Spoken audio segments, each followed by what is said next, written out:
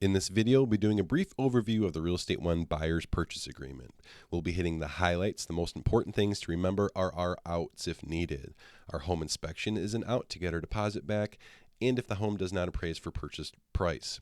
So again, those are our outs, which we'll touch on as we go through this purchase agreement. But first things first, let's start at top.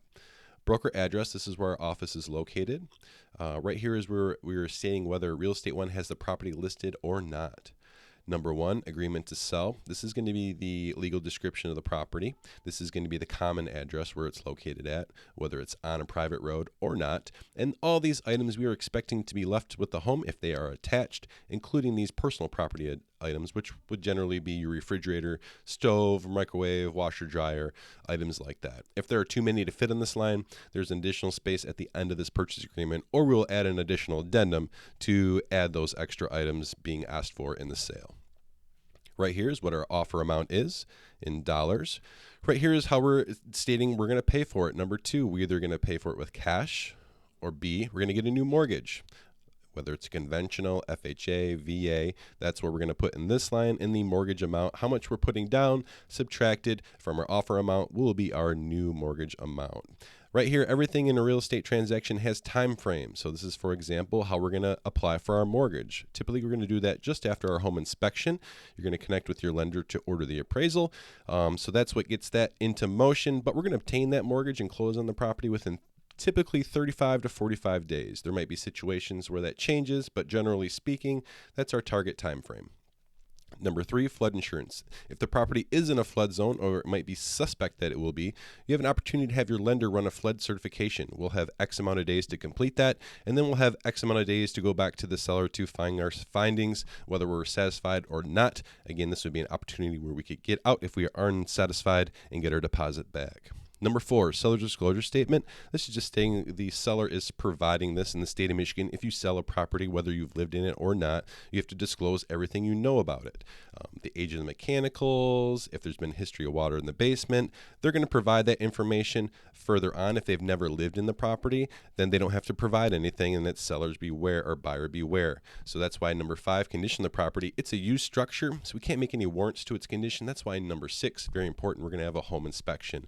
Most cases, we are going to have a home inspection, and we're going to do it within generally 7 to 10 days, depending on the amount of inspections or the type of home. Every home is different. That's when we'll adjust accordingly.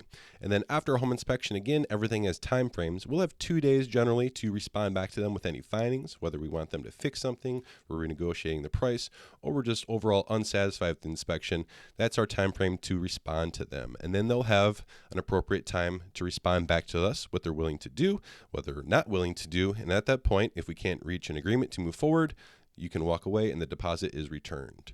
Number seven, lead-based paint. If the house is built before 1978, there's a very good chance there's lead paint within the layers of the walls. People generally don't test for lead-based paint because it's going to be there. They say don't sand the walls or eat the chipping paint. Biggest thing is with children ingesting those, crawling around. So be aware of that. If it's an older home, not a big deal, very common. Number eight, municipality inspection.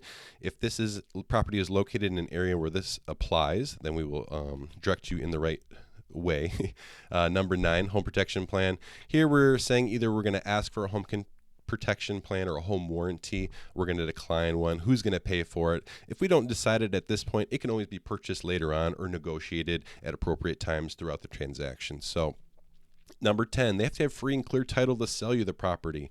And this outlines all the time frames. If there was to be a cloud on the title, what would be cleared up, what has to be provided to prove they have free and clear title, and so forth. So that's that section. Number 11, taxes and assessments and dues. Everything's going to be prorated to the date of closing. So you pay for the days you stay. The buyer is going to reimburse that seller in most cases for the days paid in advance that aren't being used. Number 12, depends on if the property is occupied or not. This is our possession and property maintenance. So if the property is unoccupied or it's a situation they're going to be out by closing, you could get the keys at closing. If not, there will be occupancy involved. Depending on how many days, that's what we'll enter here. So here, before we go and sign and close on the property, you have an opportunity for a final walkthrough. Typically, we do that within 48 hours of closing. If there are any defects or issues before the closing, we want to go to closing. The seller has so many amount of days to rectify or fix whatever issue may be. Number 13, post-closing occupancy by seller. Typically, after closing, the seller will pay occupancy charge per day if they're going to live in the property after you purchase it. In essence, they become a renter. Typically, the occupancy charge is going to be your new mortgage payment, including taxes and insurance per day. So we'll get that amount from your lender. Title company is going to hold that amount from the seller's proceeds, which again, they'll pay per day. If not all of those days are used, the seller will be reimbursed for the days unused, and you'll be paid for the days used. 14, closing.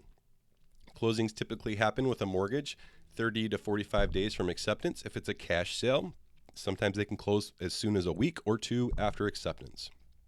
Number 15, this is where we are identifying if there's any additional addendums to be attached to this. 16, our deposit. Deposits can change, they vary. This depends on the situation, the deal, what's being negotiated, so we'll guide you in that regard. And we're going to accept that deposit upon acceptance. So we don't want to collect your money before the deal is accepted. So once we get everything in order, at that point we'll reach out to you and collect a deposit. Number 17, 18, and 19, these are general provisions, miscellaneous. Read through these. These are kind of boilerplate legal speak on this. And then number 20, important, our expiration of offer. Typically we give them 24 hours to respond. Again, it depends on the situation. We'll have our expiration here. Number 21, spot for additional conditions. If there are additional conditions associated with this agreement, or if there's additional items we are asking for, this is an appropriate place where we would put those.